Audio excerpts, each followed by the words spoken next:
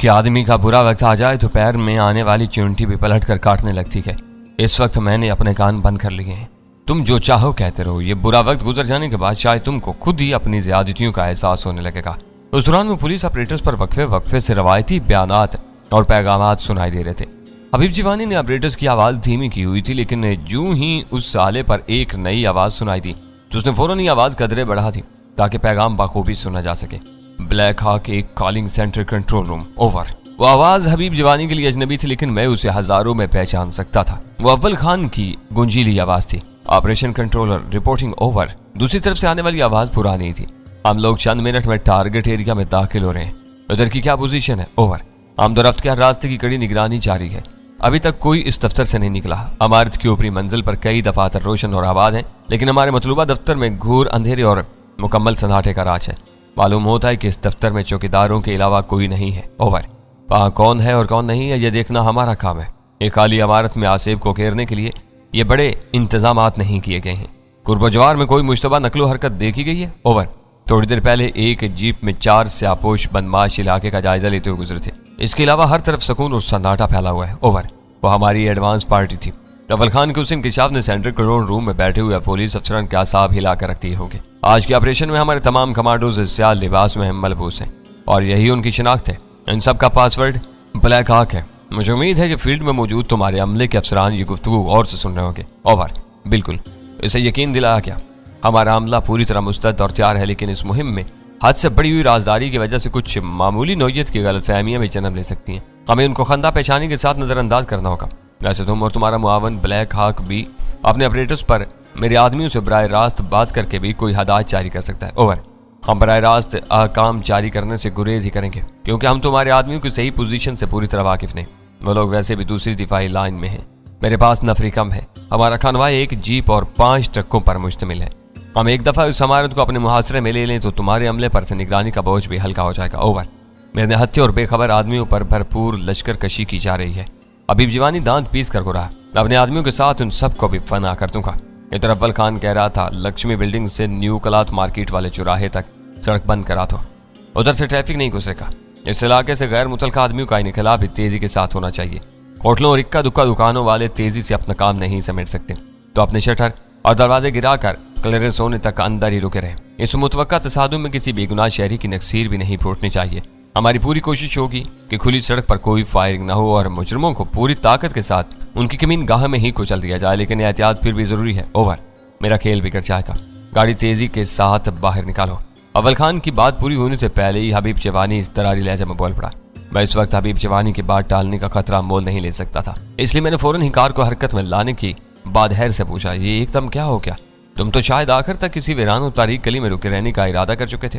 बिला वजह क्या सराइयां मत करो। वो किसी खटक ने कुत्ते की तरह गुर्रा।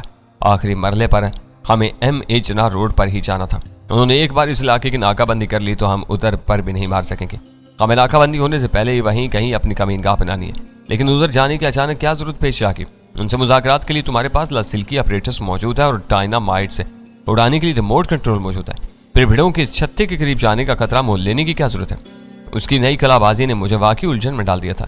मुझे हर हालत में ट्रेड लाइन के दफ्तर से 150 फुट के फासले के अंदर अंदर रहना है। उसने रिमोट कंट्रोल वाली 4 डिबिया अपनी जेब में डालते हुए कहा। फिर फौरन बात बदलते हुए बोला, मैं अपने मसाइल और दुश्वारियों को बहुत अच्छी तरह समझता हूँ। तुम्हें उन पर अपना मगज नहीं खपाना चाहिए। तुम सिर्फ मेरी हदायत पर अमल करते रहो। तुम्हारी इत्मीनान के लिए बस इतना ही काफी है कि मैं खुदकुशी करने का कोई इरादा नहीं रखता। मैं एक बार फिर खून के घूंट पी कर रखे। वो मरदूद बार बार मेरी तौहीन किए जा रहा था और मैं उसकी हर जसराई बर्दाश्त करने पर मजबूर था। इसे जहन्नुम हासिल करने के लिए मेरा मंसूबा बहुत सादा और सहल था। वो अपने घर पर पड़ा आराम कर रहा होता और मैं उसे ट्रेड लाइन पर छापे की खबर सुनाकर उसकी कचार से बाहर ले आता। फिर कुछ देर तक उसे खौफजदा करने के बाद मैं नहायत आसानी से पिस्तौल या बीमगन इस्तेमाल करके उसको हमेशा के लिए खामोश करा देता, लेकिन उसकी तहवील में मौजूद पुलिस ऑपरेटर्स ने उस पर हर राज कबल वक्त अफशा कर दिया था। उसने मुझे कार चलाने की जिम्मेदारी सौंप कर वैसे ही बांध कर रख दिया था। फिर मेरा भरा हुआ पिस्तौल भी उसने मकारी के साथ अपनी तहवील में ले लिया था। जब से उसने अपने दफ्तर में डायनामाइट्स की मौजूदगी का इंकशाफ किया था, मैं मुसलसल उसे बेकाबू करने के मौका की तलाश में था, लेकिन रिमोट कंट्रोल के बारे में बहुत मोहतात और चौकन्ना था। मैं कोई ओछा वार करके यह खतरा मोल नहीं ले सकता था कि मायूसी के आलम में उस रिमोट कंट्रोल का बटन दबाकर अचानक ही सब कुछ तबाह करते। मेरी पूरी कोशिश थी कि मैं उसे बातों में उलझाकर किसी तरह तबाहकुन रिमोट कंट्रोल पर काबज हो जाऊं और फिर उसके गिरबान पर हाथ डाल दूं। एक बहुत बड़ी और नाकाबिले तसव्वुर तबाही को टालने की खातिर मैं उस नीम पागल और जख्म खुर्दा वहशी की हर बात सुनने और खामोश रहने पर मजबूर था। टेलीफोन के दो तरफा मुवासलाती निज़ाम के मुकाबले में हासिल की रेडियो ट्रांसमिशन में यह बहुत बड़ी खूबी या खामी थी कि उस पर सूती इशारे बैक वक्त वसूल और नशर नहीं किए जा सकते थे। बटन दबाए बगैर दूसरी तरफ की बात सुनी जा सकती थी, जबकि बटन दबाने पर आवाज़ की आमद का सिलसिला मुनक़ता हो जाता था और उसी ऑपरेटर्स के लिए अपना पैगाम दूसरों तक पहुंचाया जा सकता था। इसलिए वो पुलिस और STF वालों की तमाम गुफ्तगू मिन्नो अन सुन रहा था और वो लोग उस अमर से बिल्कुल बेखबर थे कि उनका हरीफ उनकी हर चाल से वाकिफ होने के बाद अपने शातराना पैंतरे बदलता जा रहा था। मेरा ज़हन एक बार फिर हबीब जवानी की उस सूरत में उलझ गया कि वो हर सूरत में अपने दफ्तर से ज्यादा 150 फुट दूर मौजूद रहना चाहता था। फासले की उस तयन से ये बात किसी भी तरह साबित नहीं होती थी कि अपने दफ्तर पर होने वाली कार्रवाई का बचश्मे खुद मुशाहिदा करना चाह रहा था। वो मेरे अकलौते पिस्तौल के जरिए अपने हरीफों को कोई काबिल जिक्र नुकसान भी नहीं पहुंचा सकता था। इसी तरह वो पूरे शहर के किसी भी हिस्से से उन लोगों से पुलिस ट्रांसमीटर पर बात कर सकता था। बारीक फनी मामलात पर मेरी मालूमात कभी भी काबिल रिश्क नहीं थी, लेकिन शी और माफिया में जदीद तरीन मवासलाती सहूलतों के इस्तेमाल और अखबारी मालूमात के सहारे मैं ये जरूर जानता था कि इलेक्ट्रॉनिक्स के असूल पर तैयार किए जाने वाले बेशतर लासिल्की आलात अपने मौसर कारकर्दगी के लिए सही समत और मौजू फासले के मोहताज होते। टेलीविजन और VCR के रिमोट कंट्रोलर इन मुशाहिदात के रोजमर्रा मिसालें थी। टेलीविजन के स्विच पैनल और रिमोट कंट्रोलर के दरमियान कोई रुकावट हायल हो जाए या दोनों का दरमियानी फासला एक मुकर्रर से तजावुज कर जाए तो रिमोट कंट्रोल बेकार होकर रह जाता है। मैं उस पहेली पर जितना गौर करता रहा उसी कदर ये ख्याल रासिक होता चला गया कि हबीब जवानी ने 150 फुट फासले की बात सिर्फ डायनामाइट्स पर अपना तसर्रुफ बरकरार रखने के लिए की थी। इस वक्त हम ट्रेड लाइन के दफ्तर से सैकड़ों गज दूर थे। अगर मेरा नजरिया बेबुनियाद नहीं था तो मैं किसी खतरे के बगैर इसी वक्त हबीब जवानी को जहन्नुम तक रगेज सकता था, लेकिन मैं अपने नजरिए के बारे में 100% पुरयकीन नहीं था। अगर किसी वजह से रिमोट कंट्रोलर काम कर गुजरता और ट्रेड लाइन के दफ्तर वाली कसीरुल मंजरा इमारत कुर्बजवार की दूसरी तामीरात को साथ लेकर मलबे का ढेर बन जाती तो मैं मुतद्दद बेगुनाहों के खून नाहक पर खुद को कभी भी माफ नहीं कर सकता था। और यही हिचकिचाहट इस वक्त मेरे इरादों की जंजीर बन गई थी। पुलिस ऑपरेटर्स पर मुतद्दद आवाजें सुनाई दे रही थी और मैं गाड़ी ड्राइव कर रहा था कि सड़क के वस्ते में उभरे हुए एक बदनुमा और नाहमवार स्पीड ब्रेकर की वजह से मुझे अचानक तेजी से ब्रेक लगाने पड़ गए। कार की रफ्तार फौरन ही टूट गई, लेकिन उसके साथ ही ड्राइविंग सीट के नीचे से कोई ठोस और वजनी चीज फिसल कर मेरी दाहिनी जूती की एड़ी से टकराई। मैंने जूं की रफ्तार से स्पीड ब्रेकर अबूर करते हुए अपने पायदान में हाथ डाला तो सर्द आहनी लम्स महसूस करके मेरा दिल उछल कर हल्के में आ गया। ये क्लैशनकोफ है। हबीब जवानी मेरी हरकत का मुशाहिदा करते उस तरह लहजा बोला, इस सीट के नीचे ही पड़ा रहने दो। दूसरी क्लैशनकोफ मेरी सीट के नीचे। लेकिन तुमने तो कहा था कि तुम घर से हथियार लिए बगैर निकले थे। मैंने एहतियाज किया, मेरे अल्फाज में हेर फेर मत करो। वह धीमी आवाज में गुरा, मैंने अपने गैर मुसल्लह होने की बात की थी और अब भी उस पर कायम हूं। फिर ये दोनों खुदकार राइफलें मेरे लिए खुद पर काबू पाना लम्हा बलमा दुश्वार तर होता जा रहा था। वैसे तो पिछले पायदान में दस्ती बमों और दूसरे आतिशगीर मादों से भरा हुआ थैला पड़ा हुआ है, उसे मैं लाद कर कहाँ ले जाऊंगा। ये क्लाशिंकोफें भी जेब में नहीं छुपाई जा सकती। मैं तुम्हें यह बताना चाह रहा था कि मेरे पास ऐसा कोई हथियार नहीं है जिसे मैं अपनी जेब में छुपाकर आजादाना नकलो हरकत कर सकूं। ये सारी एहतियात इस वक्त तक है जब तक हम उनकी नजरों से बचे हुए हैं। खुले मुकाबले में नौबत आई तो एक भरी हुई क्लाशिंकोफ तुम्हारे हाथ में भी होगी। मैं किसी तरह भी तुम्हें गैर मुसल्ला नहीं करना चाह रहा था। मैं उसकी डटाई पर एक बार फिर दिल ही दिल में खौल कर रह गया। हम एक चक्कर काट कर दाहिरी तरफ घूमे तो एम में चनार रोड से इस्तेसाल के मकाम पर कई गाड़ियों के हेडलैम्प्स की रोशनी में मुतअद्दिद मुसल्ला सिपाही नजर आए जो उन गाड़ियों को वापस लौटने के इशारे कर रहे थे। उन्होंने बहुत फुर्ती के साथ अव्वल खान की हदायत पर अमल करते हुए सड़क की नाकाबंदी की थी। हबीब जवानी ने उन मुसल्ला और मुतअद्दिद सिपाहियों को जेर लबी गलीज सी गाली देकर अपने ज़हनी पस्ती का मुजाहरा किया। फिर मुझसे बोला, गाड़ी यहीं से वापस घुमा लो। गाड़ी में मौजूद हथियारों पर उनकी नजर पड़ गई तो हमें लेने के देने पड़ जाएंगे। आज मुझे अपने सितारे गर्दिश में नजर आ रहे हैं। मैंने उसकी नजर की तस्हीह करने की कोई जरूरत महसूस किए बगैर पार की हुई बसों और वैगनों के दरमियान में से रास्ता बनाकर गाड़ी वापस घुमा ली। अब किधर जाने का इरादा है? मैंने वापसी की राह पर स्टीयरिंग काटते हुए पूछा। मैं मस्जिद के पिछले गेट पर चलो। उसने चंद सानियों तक सोचने के बाद कहा, हम मस्जिद के सेन में से गुजर कर मेन रोड की फुटपाथ पर निकल जाएंगे। मस्जिद से निकलने वालों पर कोई ज्यादा ध्यान नहीं देगा। मैंने थाने के अहाते के नुक्कड़ से कार मस्जिद की अगवी गली में घुमाई तो आसार हौसला अफसा नहीं थे।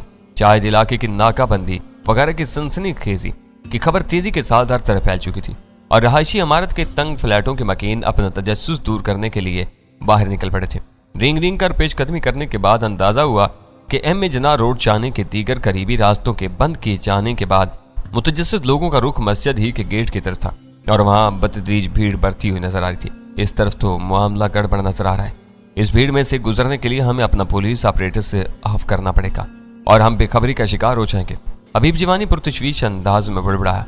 गाड़ी छोड़ने की सूरत में हम सिर्फ 7 गोलियां चलाने के बाद निहत्थे रह जाएंगे, क्योंकि इस भीड़ में राइफलें निकाल कर ले जाना खतरनाक साबित होगा। लोगों में से किसी ने राइफलें देख ली तो हजूम इसी वक्त हम पर पल पड़ेगा। हमें मस्जिद में जाने से गुरेज करना होगा। फिलहाल गाड़ी इसी वीरान गली की तरफ ले चलो। उसके लहजे में पहली बार फिक्रमंदी की अलामात उद कराएं। अभी हमारे पास सोचने के लिए काफ़ी वक्त है। मुझे खुशी हुई कि उसने पहली बार जमा मुतकल्लम का सीगा इस्तेमाल करके मुझे कोई अहमियत दी थी। मैंने गाड़ी दोबारा उसी मकाम पर ले जाकर खड़ी कर दी जहां हम पहले मौजूद थे। वहां रुकने के बाद हबीब जवानी बोला, तुम भी अकल के तीर चलाने में माहिर हो। तुम्हारी समझ में क्या बात आती है? तुमने बार बार ज़हनी झटके देकर मेरी अकल को बिल्कुल माफ कर दिया है। जोर दो जरा, अकल पर जोर दो, हो सकता है तुम ही कोई राह निकाल सको। मेरा वहां पहुंचना जरूरी है। उसने एक बार फिर रिमोट कंट्रोलर इस्तरारी तौर पर जेब से निकाल कर हाथ में ले लिया। मैं गहरा सांस लेकर रह गया। मुझे यही नहीं मालूम कि 150 फुट का क्या मसला है। सर पैर से वाकफियत हासिल किए बगैर भला मैं क्या कर सकता हूँ? इसी लम्हे ट्रांसमीटर पर अव्वल खान की आवाज सुनाई देने लगी। Black hawk calling black hawk B over, BHB online sir over. फौरन ही एक भारी और करख्त आवाज गूंजी। इस वक्त डेडलाइन में सिर्फ 10 मिनट बाकी रह गए। हम ऑपरेशन के लिए बिल्कुल तैयार हैं। ये बताओ कि तुम्हारी क्या पोजीशन है। ये राज भी अब सबके इल्म में आ जाना चाहिए कि टारगेट से निकासी का दूसरा रास्ता कहाँ है और इधर हमने क्या बंदोबस्त किया। ओवर। न्यू चाली की गली में कूड़े के मुतफिन ढेर से मुल्हिक मेन होल 7 बजे से मुसलसल निगरानी में है। ऑपरेटर्स पर ब्लैक हाक बी ने अव्वल खान को अपनी अक्खड़ आवाज में रिपोर्ट देनी शुरू की और हबीब जवानी एक बेमानी घुर्राहट के साथ अपनी निशिस्त पर उछल पड़ा। कसम कुरान की, मैं मुखबरी करने वाले के बदन का एक एक रेशा उधेड़ डालूंगा। गुस्से की शिद्दत में उसके मुंह से अधूरे अल्फाज अदा हो रहे थे। मेरे साथ संगीन तरीन गद्दारी की गई है। ये बात की बातें हैं। ये ना भूलो कि तुम्हारे पास 10 मिनट से भी कम वक्त रह गया है। हबीब जवानी ने रिमोट कंट्रोलर को अपने बाएं हाथ में मुंतकिल किया और ऑपरेटर्स दाहिनी मुट्ठी में जकड़ लिया। यह मुकम्मल सन्नाटा है। ब्लैक हाक भी कह रहा था, इक्का दुक्का राहगीर या गाड़ियां चलाने वाले हमें नहीं देख सकते। ठीक वक्त पर मैं 4 आदमियों के साथ अंदर उतर कर नक्शे के मुताबिक पेशकदमी शुरू कर दूंगा। 2 मुसल्ला कमांडोज बदस्तूर मेन होल पर हिफाजत करते रहेंगे। ओवर। Very good. इसी वक्त हम रेड शुरू कर देंगे। हमारी अंदर ही मुलाकात होगी। Over and all. वो लोग खुफिया रास्ते पर भी काबिज हैं। मैंने पुरतशवीश लहजे में कहा, हर काम पूरी तैयारी के साथ किया जा रहा है, लेकिन मैं भी मौत के जबड़ों में हाथ डालने का आदी हूँ। मैं इन्हें बताऊंगा कि मुझसे टकराना बच्चों का खेल नहीं है। वो आपे से बाहर हुआ जा रहा था। फिर तुम किस बात का इंतजार कर रहे हो? मैंने उसे उकसाने की नीयत से कहा। हबीब जवानी के सब्र का पैमाना लबरेज हो गया। वो अपने पास मौजूद ऑपरेटर्स का बटन दबाकर हज़ियानी अंदाज में कुरान लगा, मैं तुम सबको फना कर दूंगा। तुम ब्लैक हाक नहीं गीदड़ हो जो बेखबरी में वार कर रहे हो। तुमने मेरे दफ्तर में कदम भी रखा तो मैं इस पूरी इमारत को मलबे के ढेर में बदल दूंगा और यहाँ मरने वालों की सारी जिम्मेदारी तुम लोगों के सर होगी। मैं ट्रेड लाइन का चीफ हूँ और मेरी मर्जी के बगैर तुम लोग वहां से कोई जिंदा परिंदा तो दरकिनार रद्दी कागज का एक बेवकूफ टुकड़ा भी नहीं ले सकते। उसने लाइन ओवर किए बगैर बटन छोड़ दिया। अव्वल खान को शायद रेडियाई शोर मादूम होने से सूरत-ए-हाल का इदराक हो गया और उसकी नरम आवाज उभरी, तुम शायद हमारी सफ़ों में शामिल होने में कामयाब हो गए हो। तुम खुद को हमारे हवाले कर दो तो तुमसे नरम सलूक किया जा सकता है। ओवर। मैं सरकारी कुत्तों का एहसान लेने का आदी नहीं हूँ। मुशर्रफ लोथड़े खिलाकर उन्हें अपना गुलाम बनाता हूँ। अपनी कीमत बताओ फिर आगे बढ़ो। अंजाम तुम्हारे सामने आ जाएगा। तुम कहाँ हो? हम तुमसे तफसीली मुज़ाकरात करना चाहते हैं। ओवर। अव्वल खान मकारी पर उतरा, जहन्नुम में जहाँ तुम सब जल्द ही पहुँचने वाले हो। शाम से तुम लोगों की मशीनी बकवास सुन सुनकर मेरा सर दुखने लगा है। अब तुम अपना काम करो, मैं अपना काम दिखाऊंगा। दूसरी तरफ से अव्वल खान बार बार उसे पुकारता रहा लेकिन उसे कोई जवाब नहीं दिया। वो रेडियाई आवाज़ों को नज़रअंदाज करके मुसलसल मुझे घूरे जा रहा था। फिर ऑपरेटर्स पर सेंट्रल पुलिस कंट्रोल और अव्वल खान के दरमियान पुरस्कार रेडियाई मुदाखलत पर बात होने लगी, लेकिन चीफ ने पावर स्विच ऑफ करके वो ऑपरेटर्स बेपरवाही से पायदान में डाल दिया। हालात मुसलसल तुम्हारी निशानदेही कर रहे हैं। आखिरकार वो खुलकर मेरे सामने आई क्या? लेकिन तुम मेरे नंबर 2 हो। मैं कैसे मान लूं कि मुखबरी तुमने की होगी? इस ज़ेर ज़मीन रास्ते से मेरे अलावा सिर्फ तुम वाकिफ हो। सैंडो और डान ने शिकाओ अब इस दुनिया में नहीं है।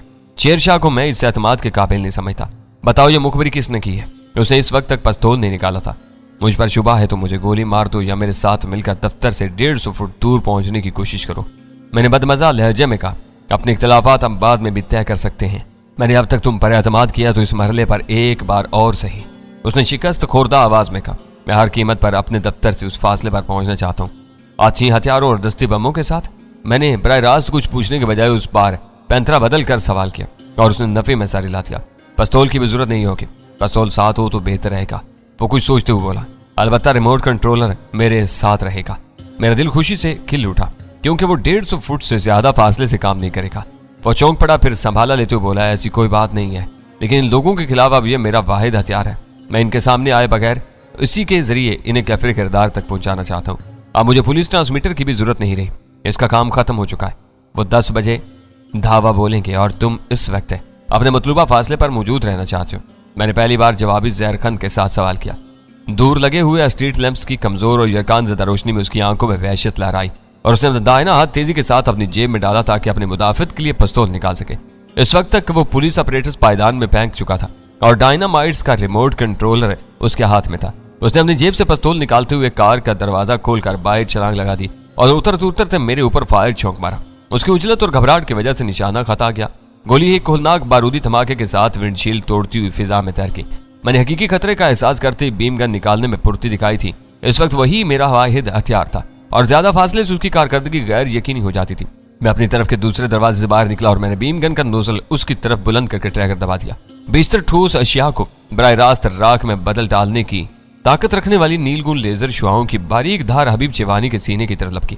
उसे शायद बीम गन की लर्जा खेज हलाकत आफरीनी का अंदाजा नहीं था, इसलिए उसने झुकाई देकर उससे जहन्नमी धार से बचना चाहा, लेकिन फिर भी उसका दाहिना बाजू बीम गन की जद में आ गया। हबीब चिवानी फलक चगाफ चीखों के साथ बुरी तरह नाच उठा। उसके मुतहर्रिक कदमों की वजह से बीम गन की दहार ने उसका दाहिना बाजू शाने से जरा नीचे से काट कर जिस्म से अलग कर दिया और उसका कटा हुआ बाजू सड़क पर गिरकर माहिब आब की जरा तड़पने लगा। हबीब चिवानी की वहशत ज़दा नजरें अपने अलग से तड़पते हुए बाजू पर पड़ी तो उसने एक और डरावनी चीख मारकर आगे की तरफ तोड़ लगा दी। मेरा पिस्तौल उसके कटे हुए हाथ की गिरफ्त से निकल चुका था। मैंने दौड़कर अपना पिस्तौल भी उठा लिया जिसके क्लिप में मजीद 6 गोलियां मौजूद थी और पूरी रफ्तार से हबीब चिवानी के तहक्कुम में हो लिया, जो अजियत और दहशत के आलम में हैरतनाक सुरात के साथ तोड़ रहा था। वो कारोबारी गली वीरान जरूर थी, लेकिन उसके कुर्बजवार में रहायशी इलाके भी थे, इसलिए एक फायर और 2 दर्दनाक चीखों का रद्द-ए-अमल फौरन नमूदार हुआ। बगली गलियों से कई अफराद खौफ व हिरास के आलम में दौड़ते हुए बाहर आए, लेकिन फिर ठटक कर रुक गए। मेरे हाथ में लहराते हुए खौफनाक पिस्तौल की हैबत ने शायद उनकी रगों में खून मुंजमद कर दिया, लेकिन आगे से आने वालों ने हबीब चिवानी का रास्ता रोक लिया था। वो किसी भड़के हुए जख्मी सांड की तरह लोगों के काबू में नहीं आ रहा था। उसके दिलो दिमाग पर बीम गन के नील गुवार की दहशत सवार थी, इसलिए वो लोगों को रगेदता हुआ आगे बढ़ता रहा, लेकिन मुदाखलत और मुजामत की वजह से उसकी रफ्तार टूट चुकी थी, इसलिए मैं उसके करीब पहुंचने में कामयाब हो गया। मेरी झलक देखते ही लोगों की उस टोली को भी मुआवले की संगीनी का अंदाजा हो गया। इस वक्त मुझे अंदाजा हुआ कि भरे हुए एक आदमी हथियार के जरिए कोई मुनहनी सा लड़का भी दस्युं शाहजोरों को बेजरर भेड़ियों की तरह हाँक सकता था। वो सब काई की तरह दूर हटने से लगे। हबीब चिवानी ने मुझे फरिश्ता अजल की सूरत में अपने सर पर मुसल्लत पाया तो भागने के बजाय वहशियाना कुव्वत के साथ मेरे बदन से आ टकराया। उसके दाहिने छाने से उस वक्त भी जली हुई जिंदा हड्डियों की नाकाबिले बर्दाश्त बदबू फैल रही थी। वो अपने हाथ से महरूम होने की वजह से वैसे ही कमजोर पड़ चुका था, इसलिए मैंने उसे जिंदा पकड़ने की कोशिश में नीचे गिराना चाहा, लेकिन मैं खुद ही लड़खड़ा कर रह गया। हम दोनों के इर्द गिर्द जमा होने वालों की तादाद में इजाफा होता जा रहा था। उस पुरअमन इलाके के बासियों के लिए ये बात नाकाबिले फहम थी कि एक तरफ मेन रोड बंद करके पुलिस वाले किसी शिकार में मसरूफ थे और इसी अकबी सड़क पर 2 हरीफ वहशियाना खूनरेजी में मसरूफ थे, लेकिन उसके बावजूद किसी ने हमारे मुकाबले में दखल देने की कोशिश नहीं की। लेजर बीम की नाकाबिले बर्दाश्त हरारत ने हबीब चिवानी का बाजू जलाकर काटने के साथ ही उसके जख्म को उस तरह बंद कर दिया था कि खून का एक कतरा भी नहीं बह सका था और तमाशाइयों में से किसी को अंदाजा नहीं हो सका था कि वो पैदाइशी माजूर नहीं था, बल्कि मेरे कहरबार इंतकाम का निशाना बना था। मेरे ज़हन में सिर्फ एक ही खौफ सवार था कि ट्रेड लाइन में नस्र डायनामाइट्स का रिमोट कंट्रोलर उसकी जेब में मौजूद था और अगर वो मुझे जुल देकर एक और लंबी दौड़ लगाने में कामयाब हो जाता तो मैं मस्जिद के अकबी फाटक पर जमा होने वाली भीड़ में शामिल होने में कामयाब हो जाता, जहां मैं आजादी के साथ उसे अपने पिस्तौल या बीम गन का निशाना नहीं बना सकता था और उसे मस्जिद के अगले हिस्से तक पहुंचने का सुनहरा मौका मिल जाता। हबीब चिवानी ने उछलकर मेरे चेहरे पर टक्कर रसीद करने की कोशिश की तो मैंने खुद को बचाते हुए तेजी के साथ उसकी पिंडलियों पर फायर करना चाहा, लेकिन वो नीचे झुका और मेरी चलाई हुई गोली उसकी कमर में पवस्त होगी। वो गजबनाक गुर्राहट के साथ वहीं सड़क पर गिर गया। उसके पुश से अचानक ही भारी मिकदार में ताज़ा खून उबल पड़ा था। उसकी करब आलूद हालत से जाहिर हो रहा था कि गोली किसी नाजुक हिस्से में उतर गई थी। हाथ कटा हुआ है हाथ। अचानक पीछे से किसी की दहशत ज़दा चीखें उभरी और एक मरतबा फिर हर तरफ सरसहमगी की लहर फैल गई। शायद किसी ने हबीब चिवानी के शाने से कटा हुआ मलबूस हाथ सड़क पर पड़ा हुआ देख लिया था और मुख्तसर तरीन वक्त में वो खबर पूरी दुनिया में फैलाने के लिए अपने फेफड़ों पर जोर देकर बोल रहा था। माजूर और जख्मी हबीब चिवानी ने चंद मिनट तक सड़क पर ही तड़प कर दम तोड़ दिया। मेरी चलाई हुई गोली शायद उसके गुर्दे वगैरह को फाड़ती हुई निकल गई थी। लोग खौफ और सख्ते के आलम में दूर ही से गर्दनें उचका कर नामालूम मकतूल का अंजाम देखने की कोशिश कर रहे थे। मैंने उनके हौसलों को मजीद पस्त करने के लिए ऊंची आवाज में कहा, यह कत्ल अमन व अमान और कानून के नाम पर हुआ है। मरने वाला बदनाम जमाना मुजरिम था, कोई इसकी लाश के करीब आने की कोशिश न करे। मैं पीछे से इसकी कार वगैरह लाने के लिए जा रहा हूँ। मैं पूरे एतमाद के साथ वापस चल दिया। भरे मजमा में मुझे कोई रोकने या टोकने की जुर्रत नहीं कर सका। अलबत्ता चंद बेखौफ लड़कों की टोली मुझसे महफूज फासले पर बरकरार रहते हुए फुटपाथ के किनारे किनारे मेरे पीछे चल पड़ी थी। वो शायद ये यकीन करना चाह रहे थे कि मैं अपने हरीफ को कत्ल करने के बाद कानून के नाम पर वहां से फरार तो नहीं हो रहा था। मैंने पीछे आकर सड़क पर से हबीब चिवानी का कटा हुआ मुर्दा हाथ उठाया, जो बदस्तूर कमीज और जैकेट की दोहरी आस्तीनों में लिपटा हुआ था। मैंने वो हाथ अकबी पायदान पर डाला और उसकी कार स्टार्ट करके आगे बढ़ा दी। उसी के साथ मैंने पुलिस ऑपरेटर्स पर डैनी गाल का फर्जी नाम इख्तियार करके ब्लैक हाक ए यानी अव्वल खान से रब्ता करने की कोशिश शुरू कर दी थी। तीसरी कोशिश के बाद अव्वल खान की जानिब से तहय्युर अमेज आवाज में जवाब आया, ब्लैक हाक ए कॉलिंग, तुम कहाँ हो, क्या करते फिर रहे हो, और ये ऑपरेटर्स तुम्हारे पास कैसे आ गया? ओवर। उसने मेरी आवाज पहचान दी थी। मैं मेमन मस्जिद की अकबी सड़क पर हूँ। तुम्हारा शिकार सड़क पर मुर्दा पड़ा हुआ है और मैंने ये ऑपरेटर्स उसी से हासिल किया है। ओवर। मैंने उसके हर सवाल का जवाब देने की कोशिश की थी। हम लोग इस वक्त बहुत नाजुक मरहले से दो चार हैं। अंदर घुसने के बाद 3 आदमियों को पकड़ लिया गया। अब उनकी रहनुमाई में नीचे उतरना है, जहां शायद असल खेल होगा। ये बताओ कि इमारत को उड़ाने वाली धमकी में कितनी जान है? उसकी वजह से हर एक संगीन तशवीश का शिकार हो गया। ओवर। उसे इमारत उड़ाने की कोशिशों से रोकने के चक्कर ही में मुझे हलाक करना पड़ा है।